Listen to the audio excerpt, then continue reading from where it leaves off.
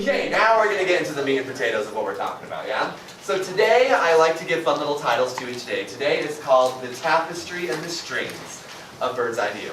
So we're going to take a bird's eye view of what we're talking about with villains and conflict, and then in the future days, we're going to go deeper and deeper and deeper and drill down, okay? So, here we go. First, what elements make up a good story? Now, on my next slide, I'm doing that annoying thing where I have answers on the next slide, so if you give me something that is not on that slide, that doesn't mean you're wrong. Yeah? Okay, tell me some things that make up good stories. Yeah, general. Problem and resolution. Great, I love it. Problems and resolutions, right? It's the worst when you read a book and there is no resolution. And they say cliffhanger, because that's cheating. Yes. Characters. Characters, great characters, right? Ones that you love. Excellent. What else? Character development.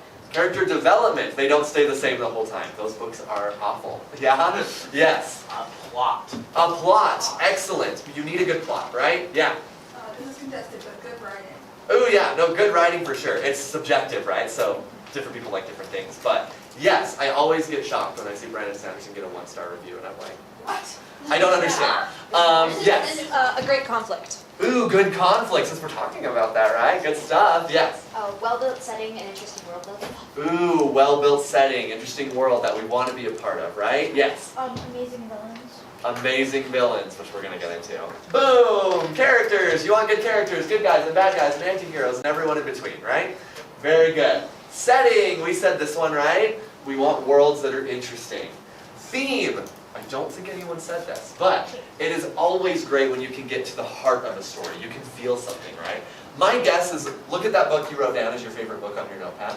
Did you feel things when you read this book? Yeah. Probably, right? I cried with it. Plot. We want good plots, right? Conflicts. We talked about that. Two forces clashing is the good stuff, right? And then voice and style, your personal way of saying something. Now, all of this, we could do like a bajillion days of seminars about talking about each one of these individually. But we are focusing on these two areas only, yeah? That doesn't mean you can't ask questions about these other things. That's okay, because we're all learning. But we're going to really phone into these characters and our conflicts. And like I said, plot twist, these are so inherently linked. They're like siblings. They're not even best friends. They're like blood related. So, we're going to go into those a little bit. Now, here's my lovely picture. Wow. This is how I like to talk about books. Books are like tapestries that are woven together. It's intricate, and there's different colors and different textures and different feelings. And every tapestry is woven different based on the person who's weaving it, right? Which is exciting. You guys are all tapestry makers. And I'm a tapestry maker, and all of our tapestries are going to look different. And this is why sometimes you read a book and you just say, I know that's good writing, but I hate this book.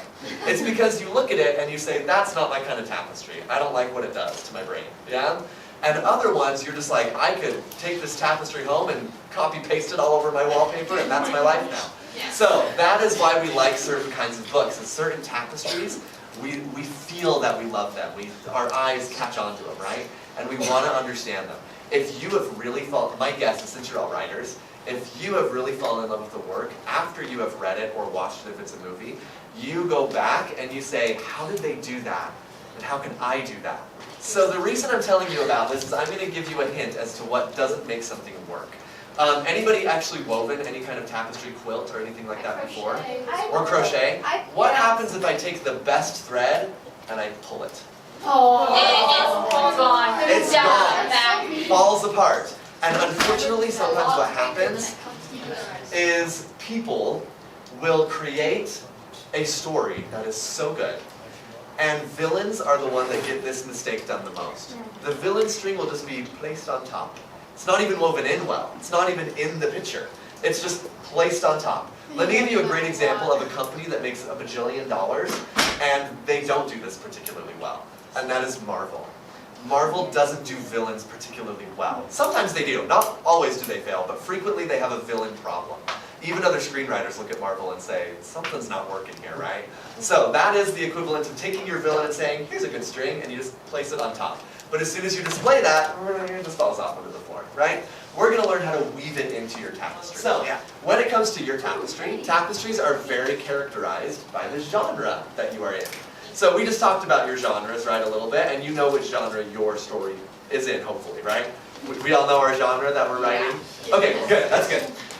So, genre tells us a lot about a story's atmosphere. I love the word atmosphere. If you have read an Edgar Allan Poe story, you know about atmosphere because he's a genius at crafting atmospheres, right? You feel immersed in it and you want to like see everything and understand it. You can smell and breathe the air in that story, right? So, genres also have something called tropes. Tropes are great, and they litter plots and characters. How many of you have heard of tropes before? Do you know what I'm talking about when I say tropes? Let me give you a definition. A trope is a string in your tapestry, but it is one lots of tapestries use. But you can weave it in your own special way. But it's essentially the same string as another story. I'm going to give you a bajillion examples in just a minute, so don't worry if you're still like, what are you talking about? Because you'll understand. So, genres help us to pick the threads. So if you are going to a metaphorical store, that's your brainstorming session, right? I'm writing horror. You're going to look at very certain colors. I'm not going to fill my horror tapestry with yellows and oranges and greens, right? I'm probably going to use lots of blacks and purples. And do you get my metaphor here? Yeah. These tropes help you pick what's going to fit in my story well, right? So let me give you a heck of a ton of these. You can write some of them down if you're like, ooh, I love that one. The 9 Okay. 3/4 place that you see. Genre is going to tell you what kind of villain you've got, yeah? It doesn't mean you can only do one, obviously. There's like a bajillion you could do in a genre. But it means it's going to inform what kind of villain are you going to do. Let me give you some examples. Some you may love, some you may not. Horror. We've got Coraline. This is a villain done very effectively. She's very scary, right?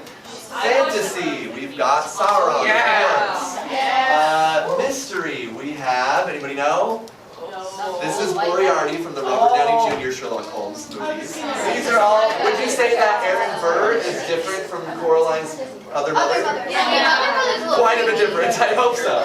What about Great Gatsby, Daisy's husband compared to the Phantom? Totally different, right? Totally different, not the same thing, right? So let's go back to this tapestry, yeah?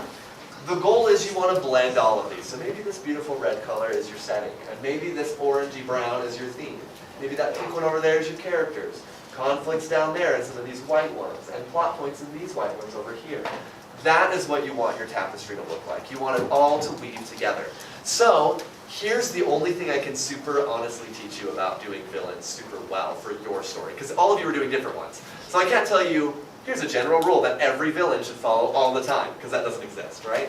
But what I can do is say, how do you, whatever your villain is, weave it into your story so it fits and works and makes it seamless, yeah?